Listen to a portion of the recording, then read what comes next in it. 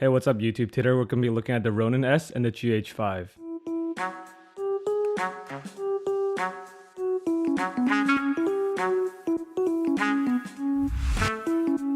Now before we start, I want to say that this video is not a review. I'm just making this to clear up some issues, some trouble that you might run in, and just talk about it and help you decide whether you should buy the Ronin-S or not. First thing you'll notice is this gimbal is very heavy. If you're only using it for vlogging, this is definitely not something you can hold out with one hand for the entire day. And let me just clear up all the questions that GH5 owners might have. Does the follow focus work? Yes. Does it work via Metabones adapter? Yes. Does it work via the Viltrox adapter?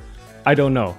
It most likely will, but I don't have it, so I can't test it. The Sigma 1835 will work via Metabones, and so does Canon lenses. So anything EF mount with electronic connections, it will work. Now, this is the first weird trouble that you might run into, is that when you're using the follow focus, if your lens is on manual focus and you turn the focus knob, it will adjust the focus, but it will be in a very slow and very jerky way.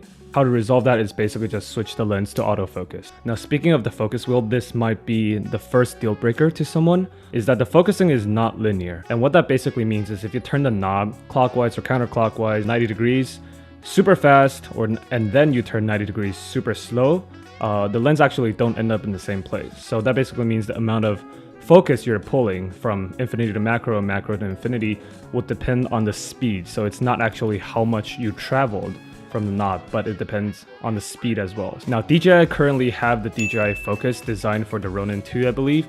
The Focus costs $1,000, which makes no sense for any Ronin-S buyer to buy something that is more expensive than the gimbal itself. It is said that DJI will make some cheaper options for the Ronin-S, priced around $500, sub $500, hopefully sub $300, but it's not guaranteed. So far, you either work with that or just don't pull focus. Now, the next thing that I find really weird that will probably really drive people to get the Crane 2 instead of a Ronin-S is the Manfrotto quick release plate. And what I'm talking here about is that the quick release plate here on the Ronin-S, it's actually not standard Manfrotto. It is designed to fit on Manfrotto heads, but it's also special designed to fit onto the Ronin-S. And what that basically means is the standard Manfrotto 501 will not go onto the Ronin-S, but the plate that came with the Ronin-S will be able to go onto your regular Manfrotto fluid head. Basically, the only difference is there is an extra stopper in front of the plate, and the quick release base plate itself, it's a little bit narrower, I think. I have been hearing people reporting that it does not work with the 701 and 702 series. I can't confirm that because I don't own any of the fluid head. What I can confirm is it does not work with the Manfrotto B3 that I have here. The Ronin-S plate does not slide onto the B3. It should fit on the 504s and 502s and the older monopods. I do not know about the newer Nitrotech drop-in style ones, so you just have to test it yourself.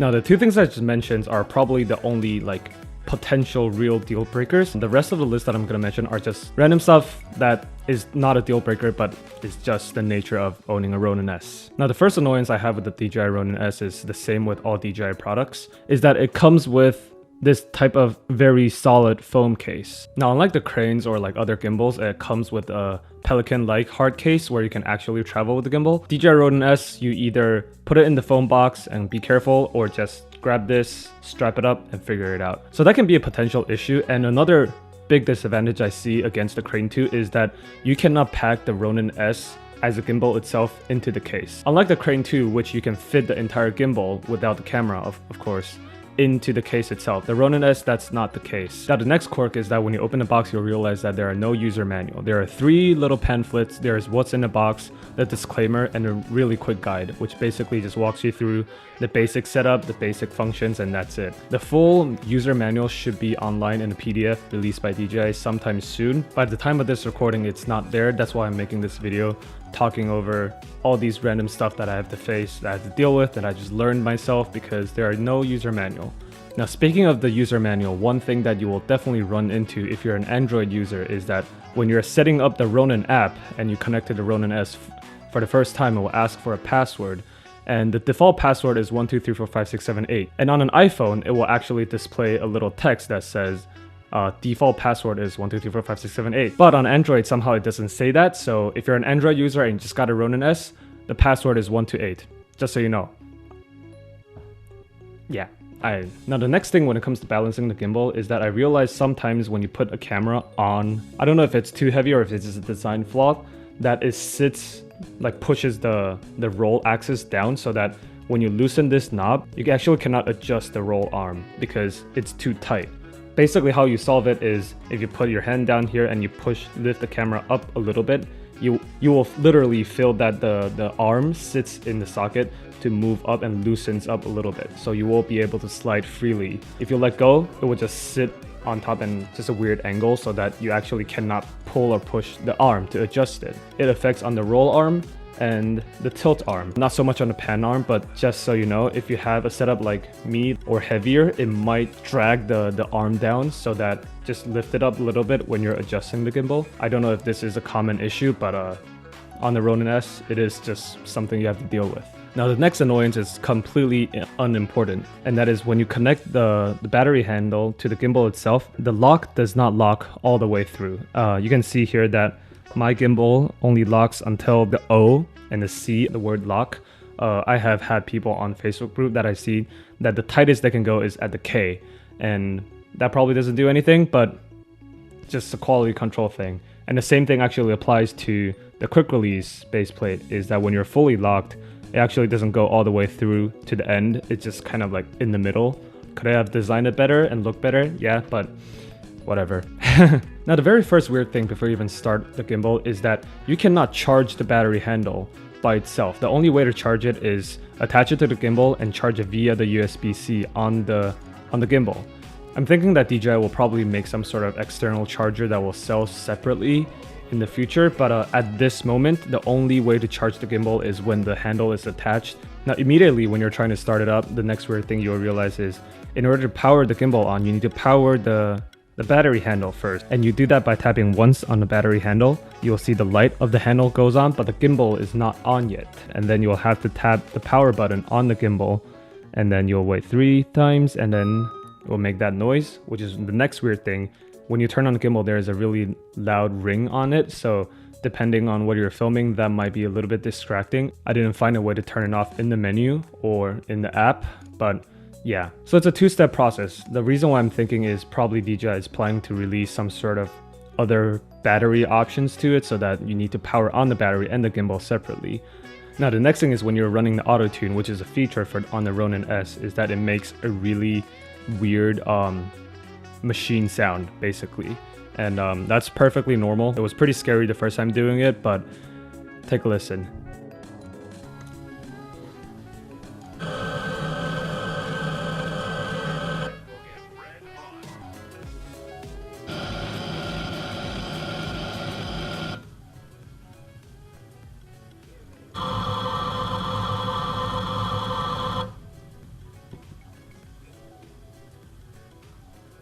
Now the gimbal comes with 3 different cables. The USB-C that you can use on Panasonic cameras, and it comes with an infrared.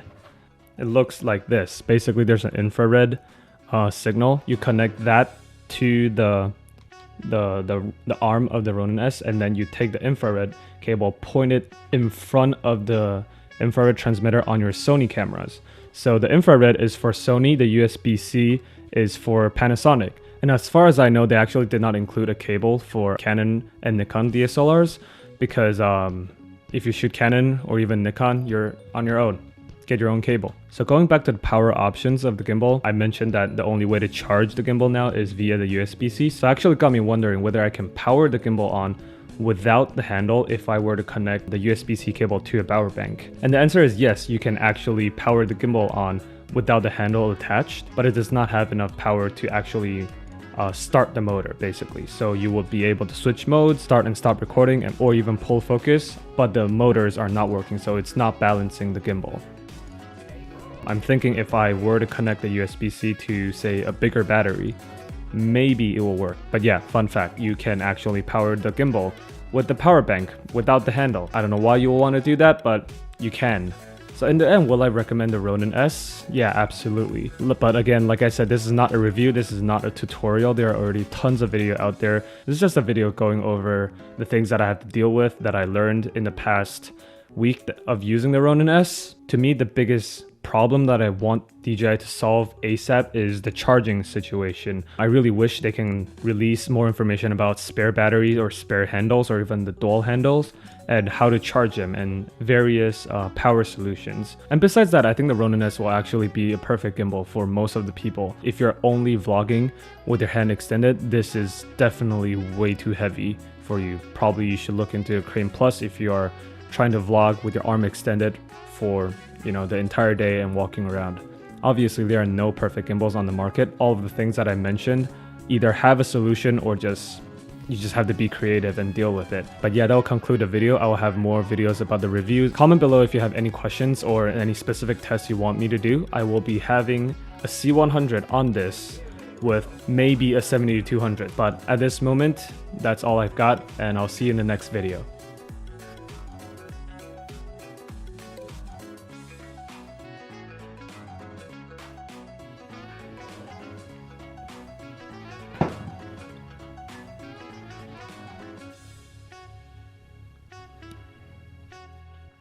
What?